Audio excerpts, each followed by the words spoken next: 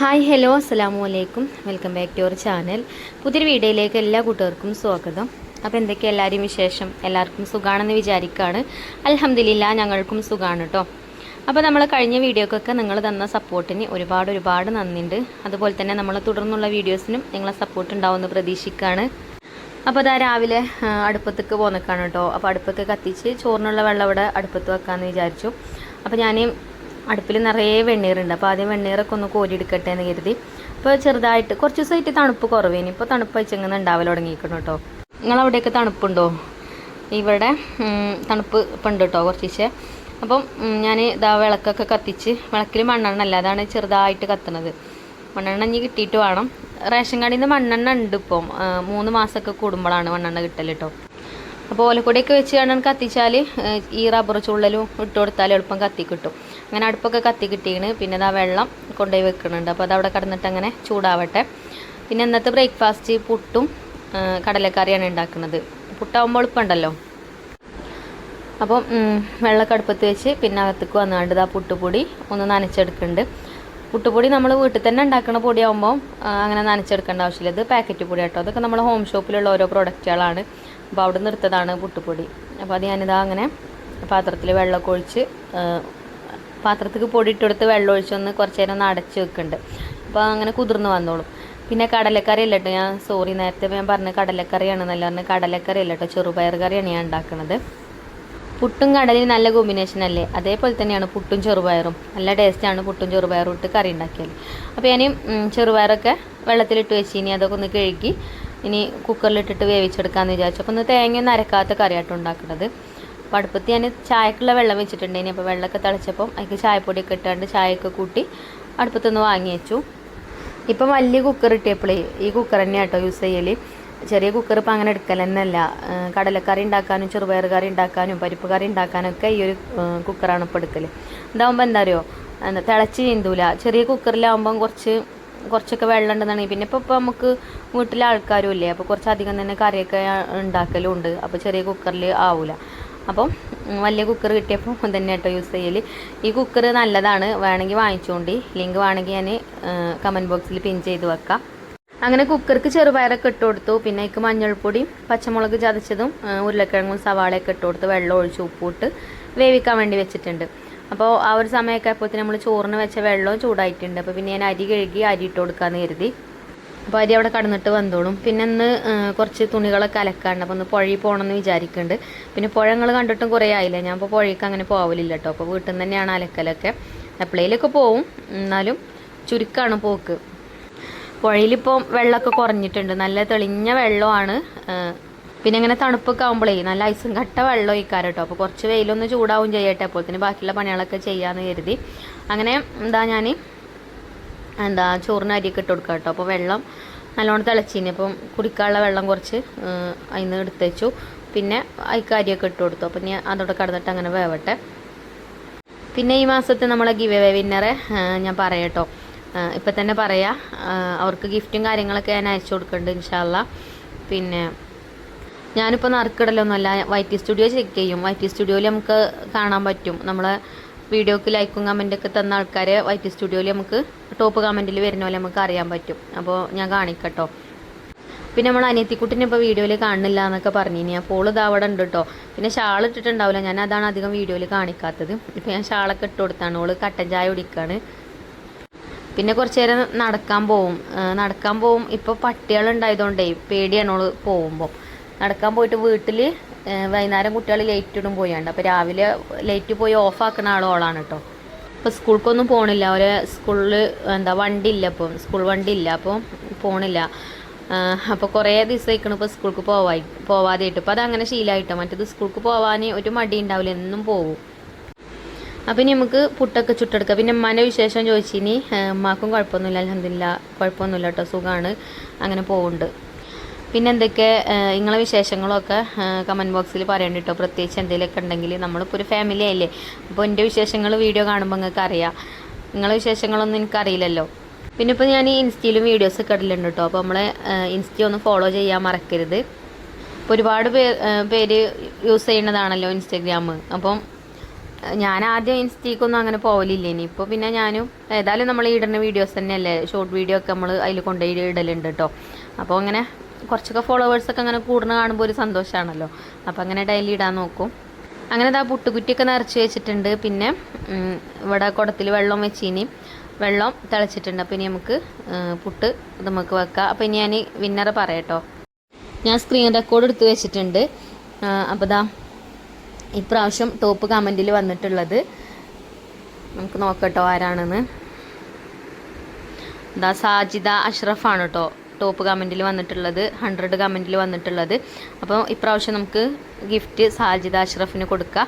അപ്പോൾ നമ്മളെ ഇൻസ്റ്റയിൽ വന്നിട്ട് മെസ്സേജ് അയക്കുക. ഞാൻ കോൺടാക്റ്റ് നമ്പറും കാര്യങ്ങളൊക്കെ ചോദിക്കുന്നുണ്ട്, അഡ്രസ്സും കാര്യങ്ങളൊക്കെ അയച്ചു തരാം കേട്ടോ. അപ്പോൾ ഗിഫ്റ്റ് അയച്ചു തരും ഇൻഷാ അല്ലാ. പിന്നെ ഗിഫ്റ്റ് കിട്ടാത്തവരാരും വിഷമിക്കണ്ട, ഇതേപോലെ 100 കമൻറ്റിൽ വരുമ്പോൾ നിങ്ങൾക്കും ഗിഫ്റ്റും കാര്യങ്ങളൊക്കെ തരും. അപ്പോൾ ചില ആൾക്കാർ വീഡിയോസൊക്കെ കാണും, ലൈക്കും ചെയ്യും, കമൻറ്റ് ഇടൂല. ചില ആൾക്കാർ കമൻറ്റ് ഇടും, ലൈക്ക് ചെയ്യൂല, അങ്ങനെയൊക്കെയാണ്.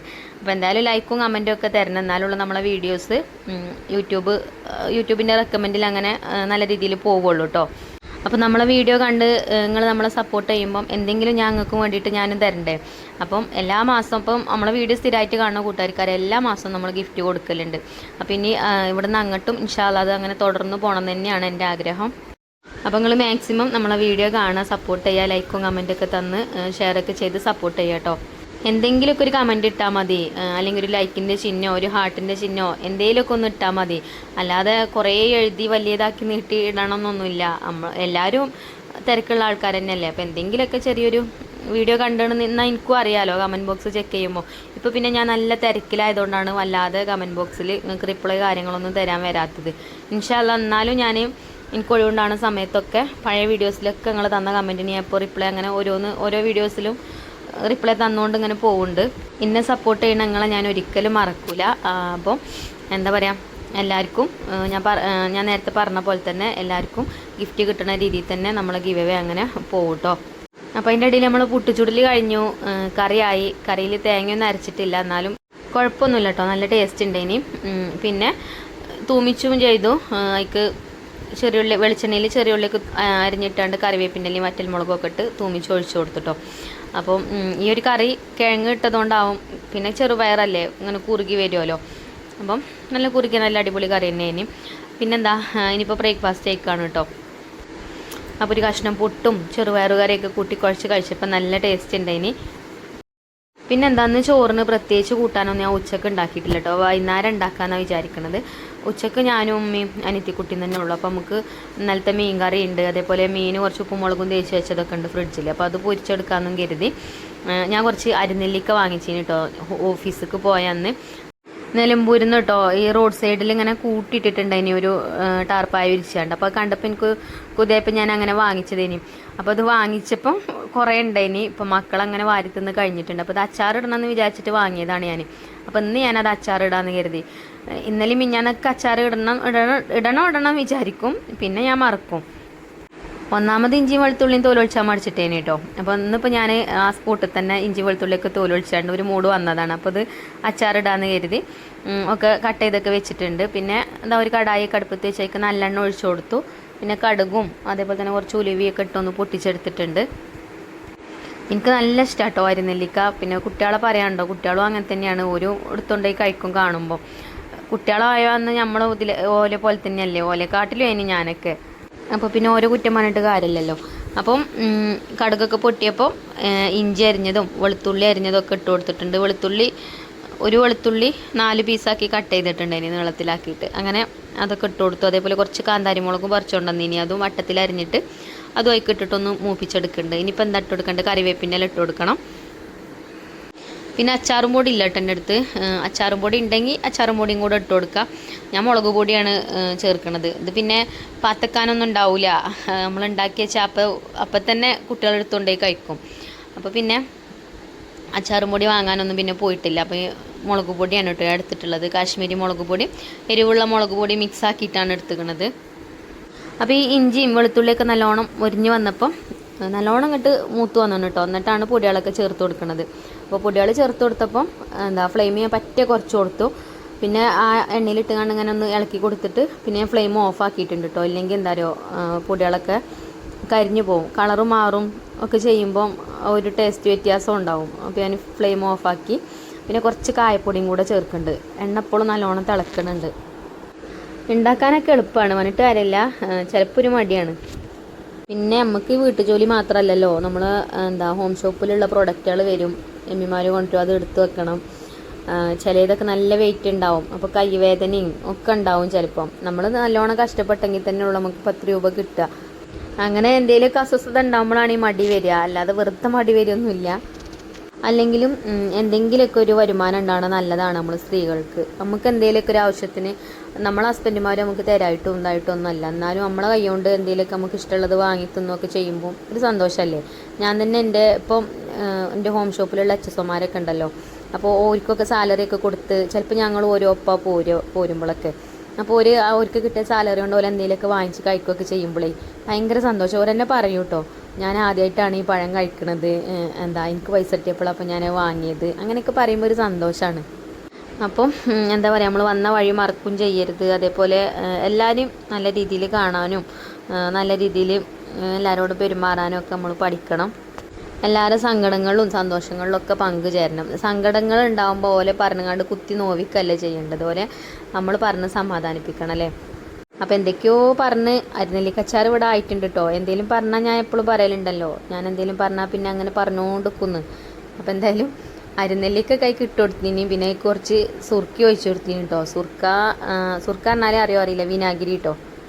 അങ്ങനെ അച്ചാർ ഇവിടെ റെഡി ആയിട്ടുണ്ട്. അപ്പം ഈ ഒരു ബൗളുണ്ടല്ലോ ഗ്ലാസിൻ്റെ, ഈ ബൗൾ എനിക്ക് ഇപ്രാവശ്യം നമ്മളെ ഹോം ഷോപ്പിൻ്റെ CLCമാരുടെ റിവ്യൂ മീറ്റിങ്ങിൽ നമ്മൾ ന്യൂ ഇയർ ഫ്രണ്ടിനെ തിരഞ്ഞെടുത്തിന്. അപ്പം എനിക്ക് കിട്ടിയ ഫ്രണ്ട് തന്ന ഗിഫ്റ്റാണ് കേട്ടോ. ഇത് എനിക്ക് നല്ല ഇഷ്ടമായിട്ടുണ്ട്.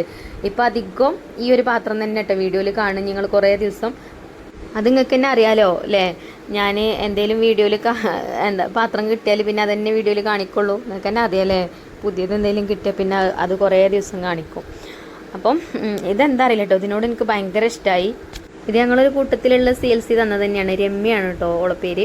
പിന്നെ അതേപോലെ ഞാൻ അങ്ങോട്ട് കൊടുത്തത് കാസറോളേനി.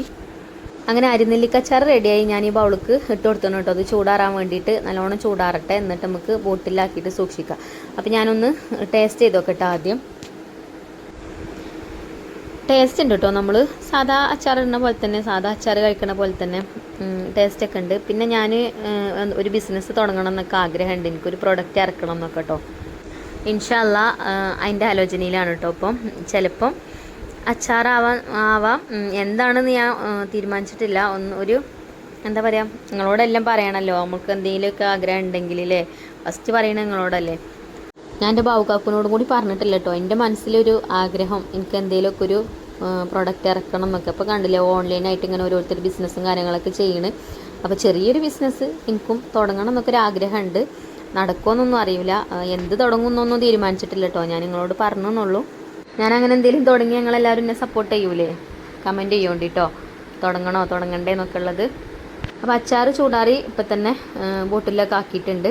പിന്നെ അതിൽ കുറച്ച് കായൊക്കെ ഉണ്ടായിന്, അപ്പോൾ ഞാൻ കുറച്ചും കൂടി സുർക്കായ്ക്ക് ഒഴിച്ചു കൊടുത്താണ്ട് ചുഴക്കിയിട്ടേക്ക് ഒഴിച്ചു കൊടുത്തിട്ടോ.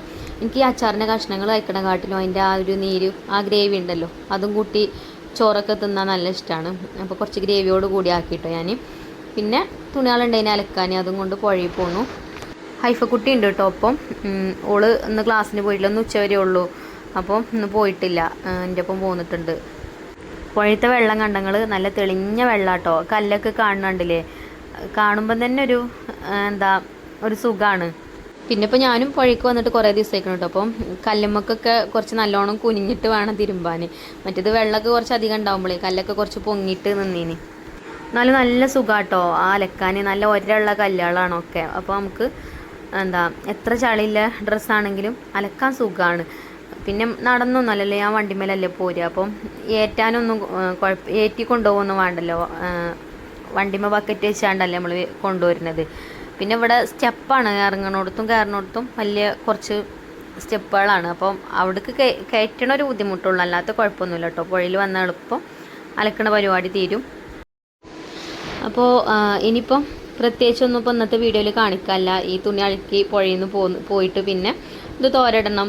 പിന്നെ ഞാൻ പറഞ്ഞല്ലോ ചോറിനിപ്പോൾ ഇന്ന് കറി പ്രത്യേകിച്ചൊന്നും കൂട്ടാനൊന്നും ഞാൻ ഉണ്ടാക്കില്ല. കറിയുണ്ട്, മീൻ കറിയുണ്ട്, പിന്നെ മീൻ പൊരിക്കാനൊക്കെ ഉള്ളൂ. അപ്പോൾ അതൊക്കെ ഇനി ചെന്നിട്ടാട്ടോ ചെയ്യാം.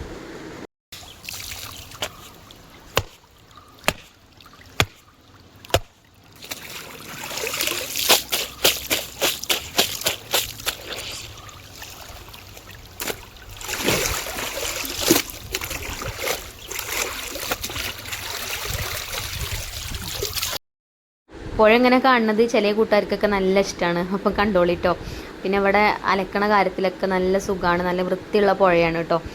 ഇവിടെ മാത്രമല്ല, കുറച്ച് താഴെയും മേലെയൊക്കെ എന്താ കടവുകളുണ്ട്, അലക്കണ കല്ലും കാര്യങ്ങളൊക്കെ ഉണ്ട്. അവിടെയൊക്കെ ആൾക്കാർ അലക്കാനൊക്കെ ഇറങ്ങും. ഇവിടെ പിന്നെ പ്രത്യേകിച്ചൊരു സുഖമാണ്, കുറേ കല്ലും കാര്യങ്ങളൊക്കെ ഉണ്ട് കേട്ടോ ഇവിടെ.